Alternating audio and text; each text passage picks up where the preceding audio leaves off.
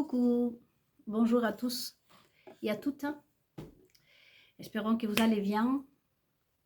Et de là où vous vous trouvez, je voudrais commencer cette vidéo confessionnelle Nelida et par vous remercier, vous tous et vous toutes, de toutes parts du monde et de où vous me voyez. Et vraiment à tous ceux qui sont bienveillants, bien évidemment. Et 12e partie de ces remerciements. Ici, il y a beaucoup aussi des agents secrets, pour le dire comme ça. Mais ce n'est pas exactement le Mossad, la CIA, bon, eux aussi. Mais sinon, des agents du mal. C'est pour ça que je tenais ce matin, samedi, à vous laisser cette vidéo confession. Et donc, du coup, ces personnes malveillantes, dont la plupart, ce sont déjà des personnes connues, je mets juste un point d'interrogation. Des reines, des princesses, des premières dames, des femmes des ministres, surtout beaucoup de journalistes. Et bien évidemment, qui sont là pour soutirer d'informations. Et ensuite après, revendre. Voyez. Je n'accuse pas, parce que, bon, vous savez parfaitement bien comment fonctionne le monde aujourd'hui. Et j'étais en train de regarder, faire mes investigations sur Internet. Et aujourd'hui même, il paraît que les gens crient comme ça. Ah, et ils s'inventent ça. Mais rien pour nous intimider, néanmoins à moi. Et bien évidemment que la première chose à dire, ce sont des fausses accusations. Parce que ça, les amis, pour ceux qui vous êtes bons, que vous avez un bon cœur, c'est la première défense de quelqu'un qui est coupable. Je vous disais dans mes méditations précédentes que vous conseille, hein, nous, quand on n'a rien à cacher, comme on dit, quand on n'a rien fait, on n'a rien à cacher. Moi, on peut me dire tout ce qu'on veut. Je ne partirai pas déjà en criant comme ça le cri là, ni à dire ce sont des fausses accusations, c'est parce qu'ils sont jaloux, parce qu'on m'envie. Voyez, cette société, hein, la nouvelle génération, apprenons d'elle, comme je vous dis, qui savent reconnaître les menteurs, les menteuses. Mais nous aussi. Donc la première chose, vous le savez très bien, d'un menteur ou une menteuse en personne fausse, c'est de vous salir. Ah, c'est parce qu'ils m'envient, c'est parce que des fausses accusations, à déposer plainte, la police, tout de suite. Je vais prévenir mon mari, dans le peuple ça se passe, je vais prévenir mon mari, et j'ai une famille, je ne suis pas toute seule, et tout de suite le menace. Voyez, ça c'est l'aveu de quelqu'un qui est coupable. Nous avons l'exemple à propos de nous qu'on fête Jésus-Christ, la naissance de ce sauveur, notre maître de Galilée, que Jésus-Christ a gardé silence. A dit, vous voulez me tuer, ben allez-y, si vous pensez que vous êtes en train de faire le correct, allez-y, tuez-moi. D'ailleurs, lui, il dit, si vous voulez ma cape, je vous la donne aussi, pas de problème. Jésus-Christ était innocent. Voilà, au son Noël aussi, hein, l'exemple que nous devons retenir pour reconnaître les méchants, les faux, les coupables. Jésus-Christ aussi a dit autre chose.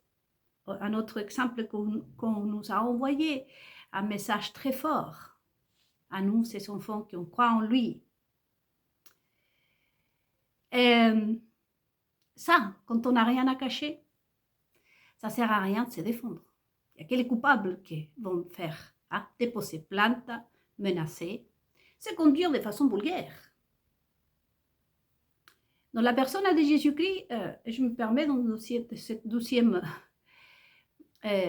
comme on appelle, information que je vous passais. Et dans la personne de Jésus-Christ, on a vu beaucoup de messages qui n'ont pas été dits.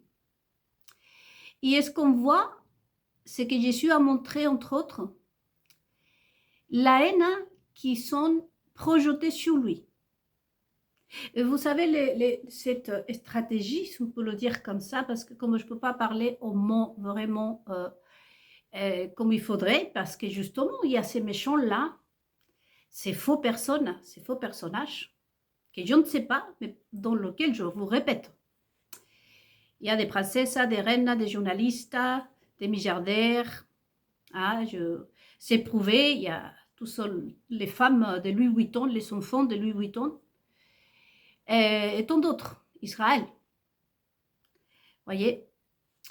Et donc, pour toutes ces personnes, il nous a envoyé à nous les gentils. Il y a aussi, comme je vous disais, beaucoup de pasteurs, des pécheresses, des enfants du diable, qui sont là pour bien évidemment prendre toutes les informations que moi je vous transmets, ou que je sais, pour pouvoir, elles, aller les prêcher dans une assemblée, dans une église, sur le mot Alléluia. Voyez. Mais on voit que c'est faux. Donc c'est pour ça que je fais attention à mes mots et je vais utiliser, comme je vous disais auparavant, des mots très simples pour expliquer des choses qui ne devraient pas être comme ça. Et donc je vais appeler la stratégie de Jésus-Christ. Vous voyez, c'est un mot vulgaire qui s'utilise plutôt dans la mafia. Mais je le fais exprès parce que je ne peux pas donner des vraies informations.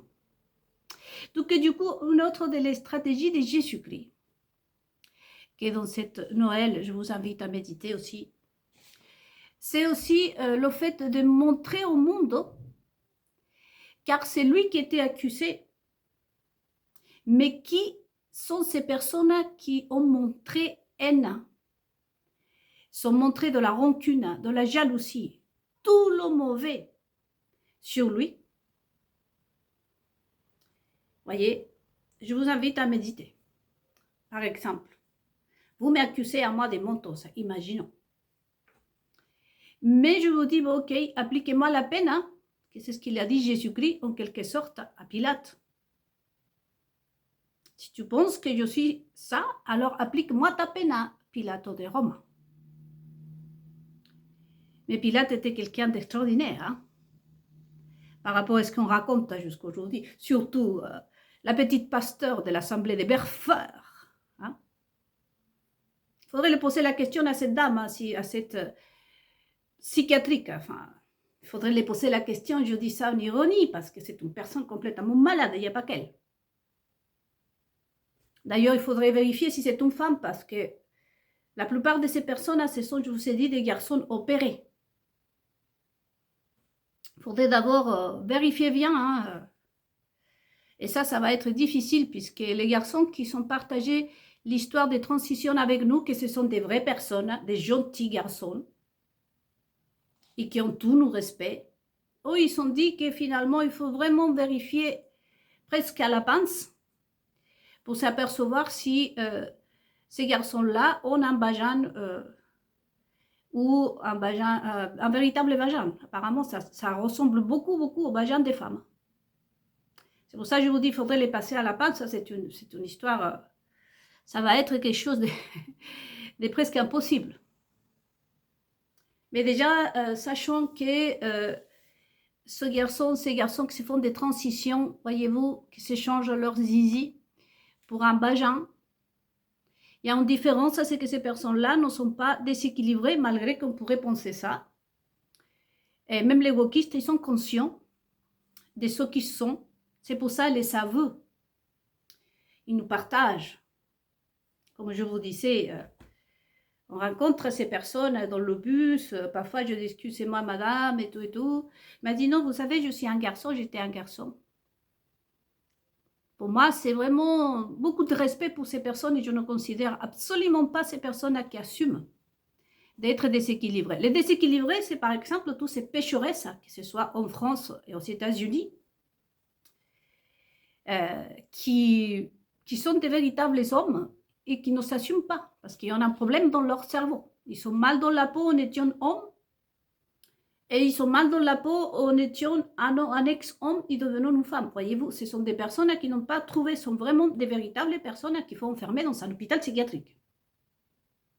Parce que le témoignage des garçons et des filles qui nous ont raconté leur histoire de transition, vous le savez très bien, qu'il y a eu beaucoup qui se sentaient mal dans le corps d'un garçon et quand ils se sont fait l'opération, malgré la souffrance qui doivent endurer ces personnes, ils sont finis pour retrouver son chemin. Ce sont des personnes stables, avec des regrets, mais il n'y a pas que nous, qu'on soit 100% femme ou homme, on a aussi des regrets. Ça, c'est autre chose. Mais être malade, c'est vraiment ça. C'est que tu t'es coupé ton zizi et que tu continues à mentir aux autres, en fait. Ça, il y a un problème. Et surtout quand on n'a pas de respect pour les autres, ni pour Dieu non plus, dans l'occurrence. C'est pour ça que je vous dis, vous pouvez poser les questions, mais je vous déconseille. Parce que d'abord, il faudrait leur lever la jupe et examiner à la loupe si c'est un véritable vagin ou pas. Et moi, en ce qui me concerne, je ne ferai pas pour ce genre de saleté. Je suis partante pour, si un garçon de ma page m'invite à me montrer sa nouvelle partie génitale, je serai contente, je pourrais même le toucher. Parce que néanmoins, c'est une personne qui a un cœur propre, qui se punaise, mentos, qui sont ennemis du peuple. Parce que vous mentir comme ça, vous pouvez pas dire que c'est un ami. Déjà, quand un ami nous ment, c'est terminé l'amitié. Mais là, quand on prend Jésus-Christ, quand on prend un Dieu pour vous mentir, et par exemple pour vous dire que vous ne devez pas fêter Noël ou autre chose, et en prenant aussi la communauté, que ce soit musulmane surtout, pour justifier leurs actes, vous ne pouvez pas dire que nous sommes face à des personnes qui vraiment, moi ces personnes, je ne peux même pas les approcher, je vous dis. Et donc du coup, il faudrait les poser la question donc, de plein de choses. Mais je vous déconseille parce que finalement, comme je vous dis, il faudrait faire un gros chemin pour y parvenir. Et vous n'allez pas trouver la vérité de toute façon. Ça, vous le savez déjà. Donc, c'est genre des cafards, des punaises, des démons. Des démons. J'ai aussi ici, autant vous que vous avez un cœur, peut-être vous n'êtes pas quelqu'un de juste, mais vous avez un cœur qui cherche à la vérité. Voyez, nous ne sommes pas parfaits, mais il ne faut pas confondre l'imperfection, les erreurs avec un cœur mauvais. Et comme je vous dis, je rassure encore, si je peux, cette génération, et ce n'est pas moi qui je la rassure, vous le savez, que vous savez reconnaître les faux. N'importe qui peut reconnaître les faux. Donc, et du coup, une des choses, voyez-vous, une autre des choses qu'a montré Jésus-Christ, c'est qu'on accusait Jésus d'être le mauvais, non? De faire du mal aux gens. Et donc, il a été crucifié avec deux. Un imparfait comme nous, le gars qui, son pote le traîne dans la délinquance, on va dire, ou par les choses de la vie, la mauvaise compagnie, comme on dit. Et que parfois, moi, ça m'est arrivé, je sais pas, on va dans une discothèque, on boit l'alcool, voilà, on est mené parfois dans des histoires, mais ça s'arrête là. On pleure, on se sent mal. Et de l'autre côté, il y a celui qui est Barabbas, je ne sais pas si c'est dit comme ça en français. Ça. Une des petites de l'Assemblée de Belfort, que c'est un garçon et qui s'était coupé, et qui n'a aucune crainte de Dieu ni de personne. Tout ce qui l'intéresse, c'est que tout le monde l'applaudisse au détriment de la vie des autres. Et aller contre la parole de Dieu et à mentir, à me voler des idées, à prêcher la même chose que moi, à s'habiller comme moi, à bouger les mains. Il y a des psychologues, je vous dis qu'un psychologue m'a volé et qui a vendu ça à la France entière avec ses conseils. Ça, c'est le caractère d'un des voleurs, Barabbas. Barabbas, c'est une personne sans âme. Ce sont des personnes sans âme. Et qui sont prêtes à accuser n'importe qui. Vous pouvez voir que, par exemple, les Juifs, ce sont d'autres sionistes, ce sont des Juifs qui sont tués, des Juifs,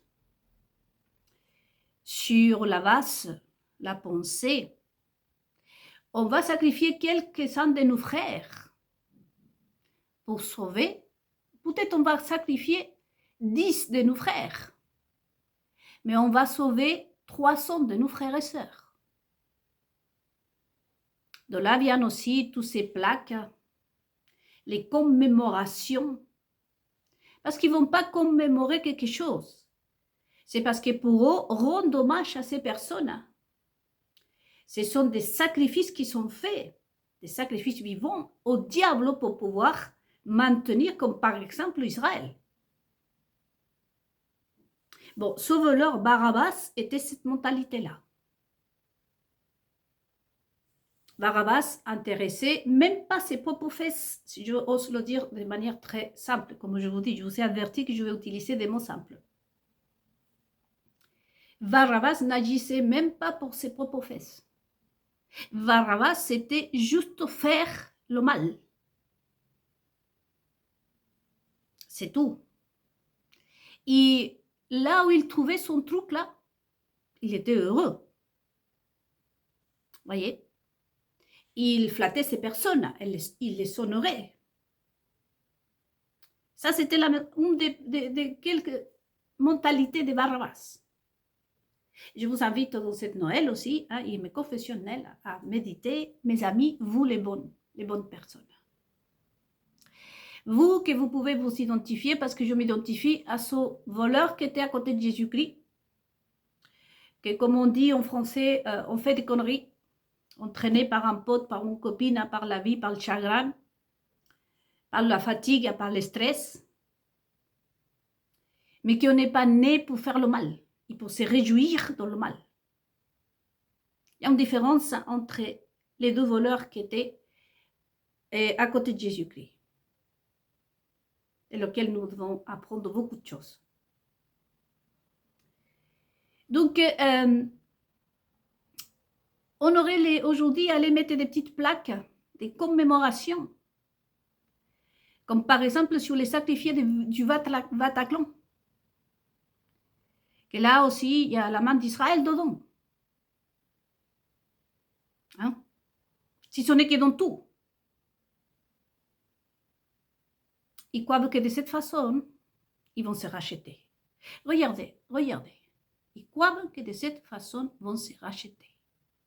Imaginons que je sois votre meilleure copine, pour vous les femmes. Ou qu'à la limite, je sois la femme d'un d'entre vous, pour les hommes. Je vous ai juré que je vous ai aimé. Et que vous apprenez que tout était des mensonges.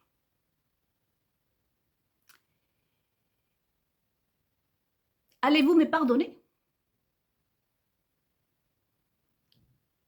Surtout que si déjà vous m'avez pardonné une fois mes infidélités, que ce soit vis-à-vis de mes copines, que ce soit vis-à-vis de mon mari. Oh, ils pensent à cette mentalité de Barabbas, ils pensent qu'en faisant ça, en sacrifiant autant de Français pour pouvoir, et en inventant une histoire de terroristes et tout ce qui s'est passé, pour avoir de l'argent en Israël, pour avoir de l'argent, pour devenir, pour avoir, au lieu de 5 milliards, avoir 10 de plus. Et vous pensez qu'en commémoration, en fêtant, en se rappelant de ces personnes qu'on a sacrifiées, hein, on va être pardonné. Jean-Baptiste a dit, le père d'Israël, il y a marre de ces odeurs à viande brûlée. Ce n'est pas l'argent, ce n'est pas des sacrifices, des moutons, des poules, des je ne sais pas quoi, qui vaut Dieu, ce qui vaut, c'est un cœur propre. Un cœur qui l'aime, un cœur qui respecte. C'est néanmoins le premier commandement. Tu aimeras ton Dieu de toute ton âme, de tout ton cœur. Tu ne te feras pas de Dieu devant lui. Tu ne peux pas prétendre sacrifier des enfants pour obtenir de la part du diable de l'argent, des milliards. Tu ne peux pas détruire la société. Tu ne peux pas profiter de la situation. Si tu aimes ton Dieu, tu ne peux pas placer personne à rien devant lui. Et d'ailleurs, après lui non plus. Parce qu'après lui, il y a ton prochain, ton semblable. Donc le caractère de Barabbas, c'est ce qu'on a ici, là. Et pour une fois, le Mossad, sur qui j'ai des pouvoirs, normalement, et spirituels. Et la CIA, et la CNA, et tous les services d'intelligence, pour une fois, ce n'est pas de eux que je suis en train de parler. Sinon, de ces agents du diable qui ont le caractère de Barabbas, de ces pécheresses, de ce Joyce Meyer, de ces personnes qui vendent des petits... Il y a eu une femme que j'ai vue là, j'ai sorti un livre, des petites fleurs, des communs. C'est comme si rabaisser notre Dieu, à ce point-là, en train de faire des petits papillons et les petits singes qui viennent. Comment on peut blasphémer, réduire un roi à son niveau, un roi qui va s'inquiéter. Alors aujourd'hui, vous savez, j'ai mis ces petits boucles d'oreilles et dans le royaume du Seigneur, vous savez, c'est quand même joli. Jésus-Christ va dire alléluia, ma petite fille.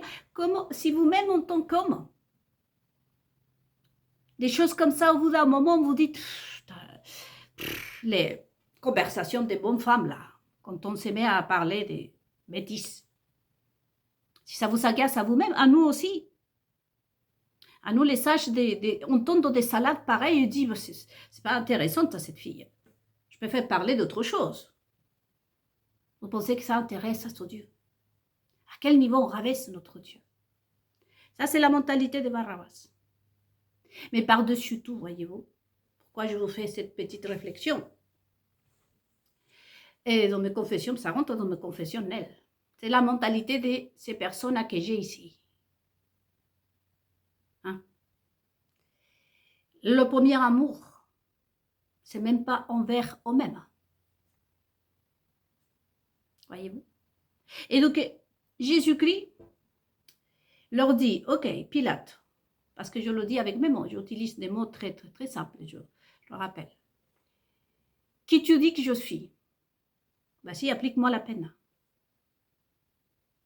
Si vous dites que moi, je suis le méchant et que vous, vous êtes pieux et gentil, appliquez-moi la peine que je mérite selon vous. Et qu'est-ce qu'on a vu? Pilate a été beaucoup plus intelligent, mais il y a plein de choses, hein, je parle comme ça.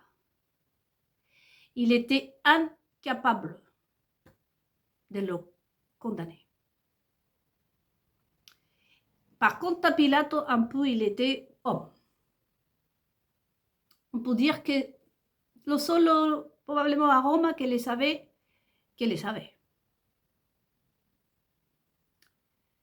Mais Pilate a dit, d'accord, tu m'as piégé, mais je vais te montrer aussi hein, pour qui tu t'es sacrifié. Je vais laisser le peuple te juger.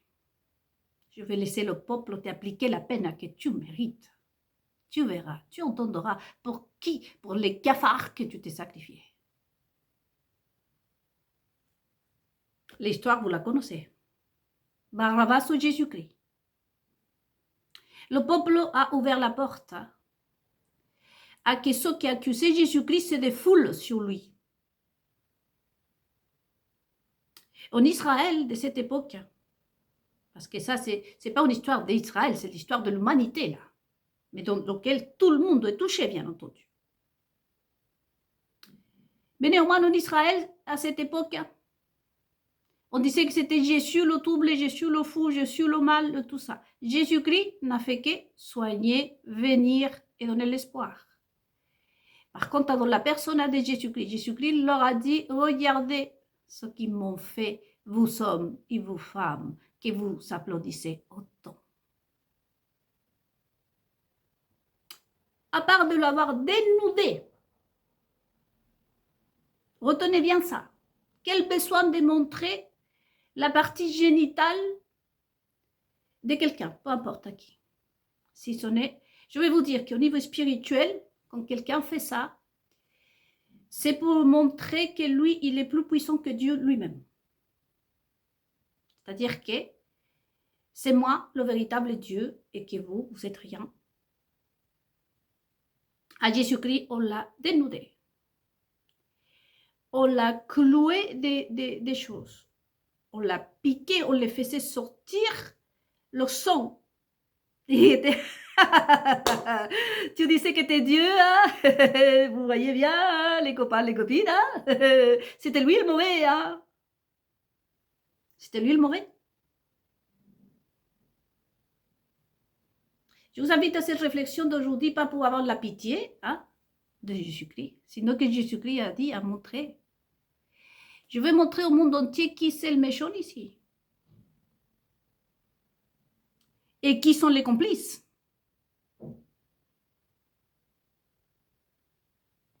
Voyez?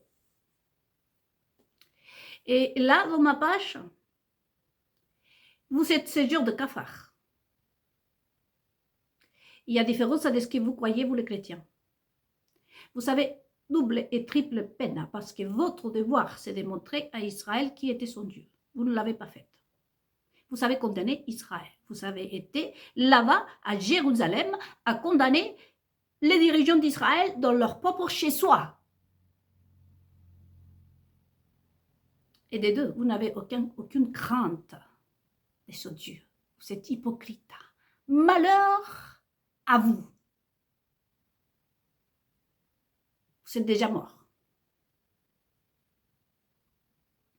Donc ces ennemis-là, nous l'avons, et je vous laisse à tous les autres amis, à l'autre voleur qui lui a dit à Jésus-Christ,